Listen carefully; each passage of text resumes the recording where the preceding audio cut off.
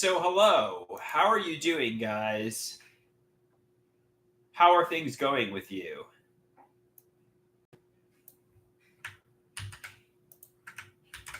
Are there secrets? I feel like there definitely are secrets. And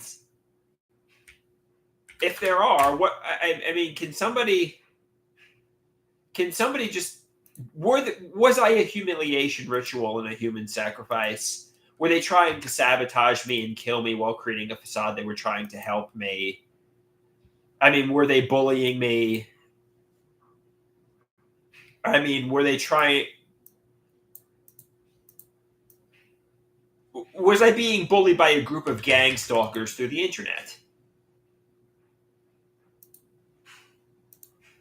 Like, were there a bunch of people following me through the internet who were secretly bullying me?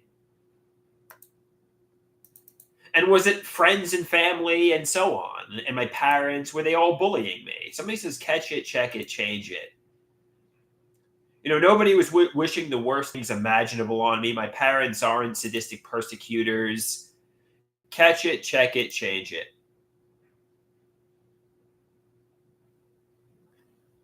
Were they trying to give me brain cancer? Were they getting pleasure from my suffering? I know, just catch it, check it, change it. Just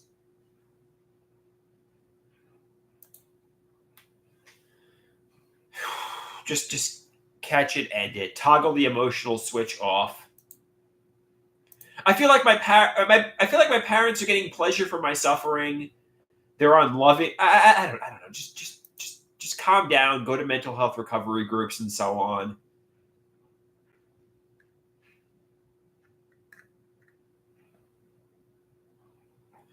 I feel like there's Satan.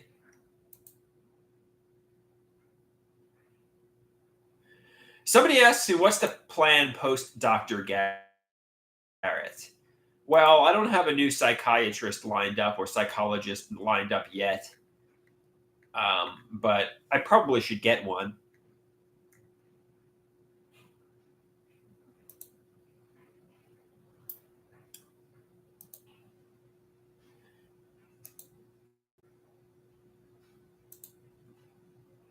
I know, like they say, you really are suffering, but your parents aren't deceiving sexual sadists and monsters behind their masks. You really are, you're projecting that onto your parents. Your mother and father and stepfather are not getting sexual pleasure from your suffering. So, I don't know, whatever. Okay, if you say so.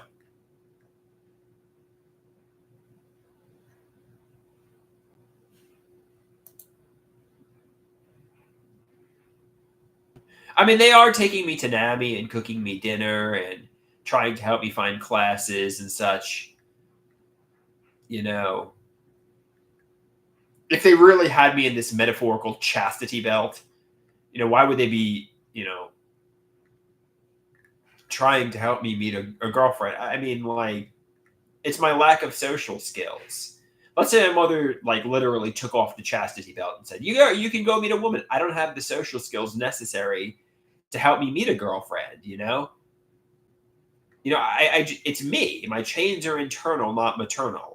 My mother doesn't have me locked. Is she unempathetic? Is she, like, nasty? And the same is true for my father. Yes, they're nasty people. They're mean people, but they don't have me locked in a chastity belt. The reason I can't meet a girlfriend is um, my lack of social skills. My chains are internal, not maternal.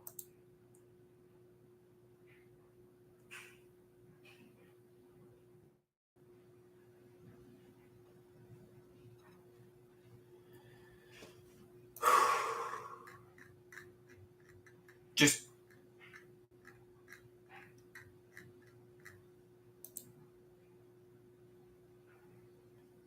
somebody says priority number one should be trying to find a new psychologist. So when at the end of July, when my sessions with Dr. Garrett end officially, I'm not left in the dark. You know.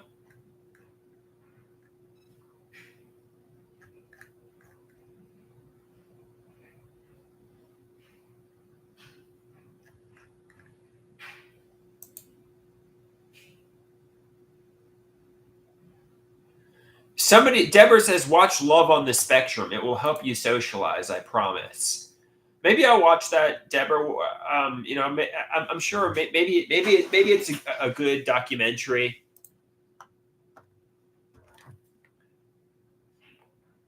So he says, sex is not the end all be all, but it is certainly groovy. Yeah, I think sex is natural. It's a need. And I have been involuntarily celibate for a long time. Like I said in one of my emails many years ago, when I was a virgin in my mid-20s, I built sex up to be this life-changing moment. And the first time I had sex, basically afterwards, was it nice and pleasurable? Yes. But afterwards, you're exactly the same, basically. I mean, it doesn't transform you and make you an independent adult.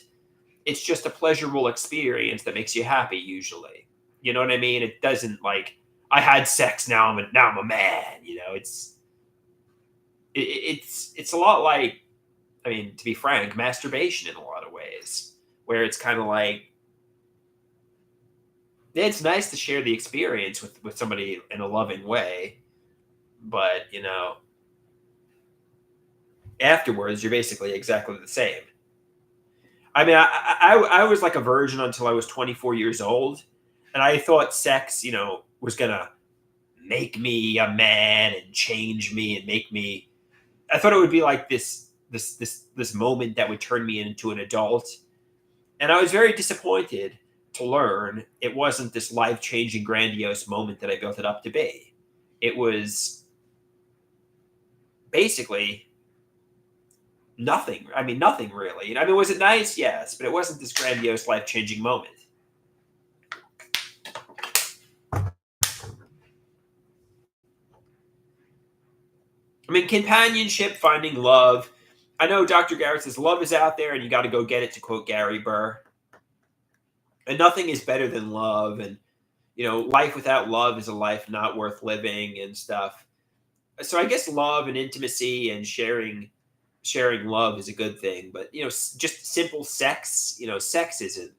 I mean, sex just for the sake of sex is pointless. You got to share love, intimacy, bonding. True love is what you need, not just meaningless sex. Sex is not what I need. It's love is what I need. You know what I mean? It sounds like a Beatles song. Love is what I need, not sex. Somebody says, "What up, androids? How you doing, androids?"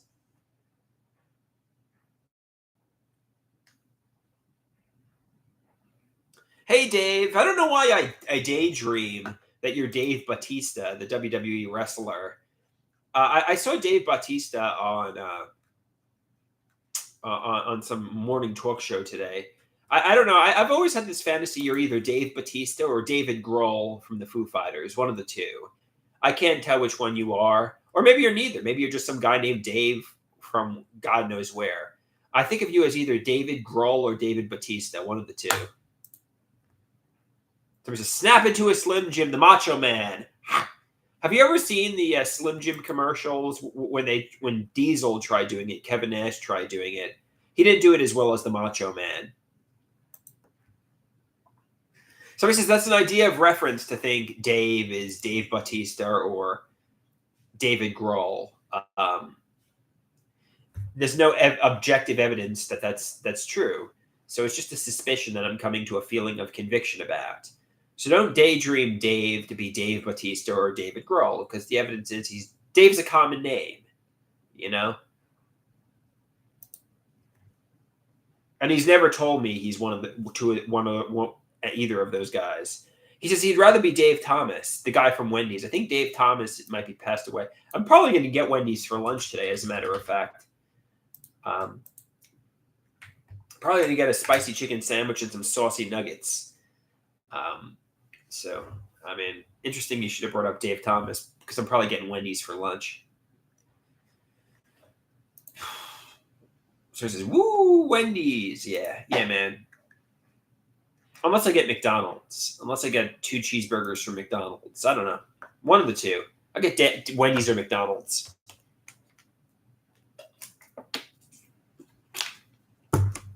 Yeah, Wendy's is right next to the art class, so it's a lot easier to get to.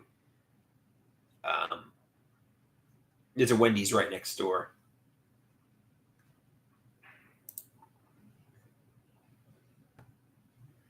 So he says, "How is the art class?" I enjoy it. I enjoy it. I enjoy the people in the class. I enjoy the people running the class. And I'll be going today at 1. So I'll be leaving in 20 minutes to go to the art class. I enjoy it. I like it a lot, you know? Somebody asked me, have I ever tried a Frosty from Wendy's? Of course I have, yes. And they're very good. Although there's a lot of, it's unhealthy, but I don't think you're going to Wendy's for health reasons. You know, you're going for the yummy fast food.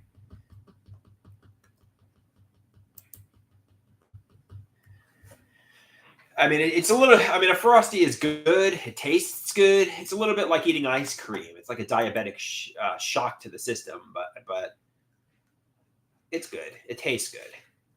You can't eat in moderation. You can't have a Frosty every day. You know, once in a while. Somebody asked me, have I ever dipped my fries in the Frosty? Yeah, of course. I think everybody who's had a Frosty has had that experience. Meva says, Wendy's is the fast food joint he tolerates the most.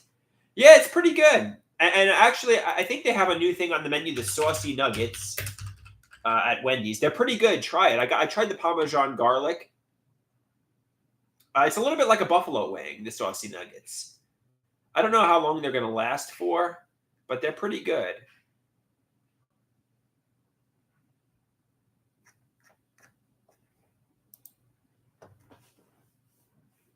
Yeah, I'm probably going to get the Parmesan garlic saucy nuggets today. Definitely enjoying the Wendy's saucy nuggets.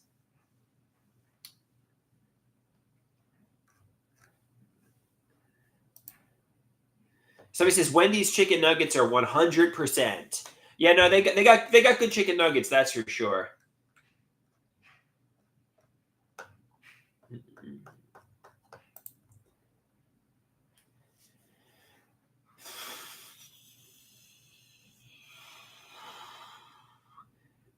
Ciruline says Andrew Koloski is 100%. Thank you very much. I appreciate that. I appreciate being called 100%. Somebody asked me what ethnicity is Koloski.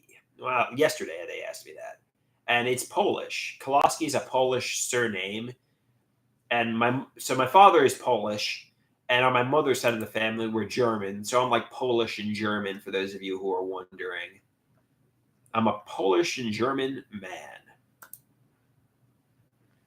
Somebody says the androids are 100%. This live stream is 100%. No, we're not Jewish at all. I don't know why a lot of people say I sound and look and behave Jewish. A lot of people say Andrew behaves like a New York Jewish person. I'm like, okay, if you say so. But yeah, I'm not Jewish. I was raised Catholic. But yeah, everybody says Andrew sounds like a New York Jewish person.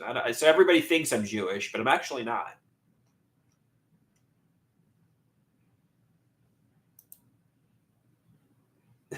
So he says, that's a song. Everybody thinks you're Jewish, but you're not. Somebody says, it's the last name in the hair. Somebody says, the way I talk, I sound Jewish too.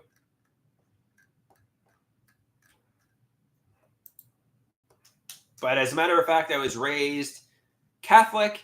My parents are Catholic. My parents are Catholic. I am not Jewish.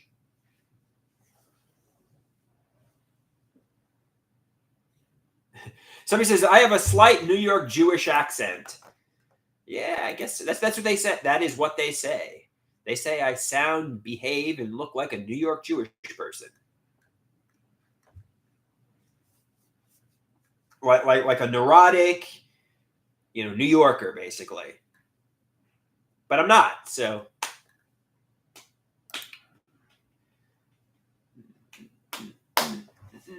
Somebody says it's mostly the Long Island thing. Yeah.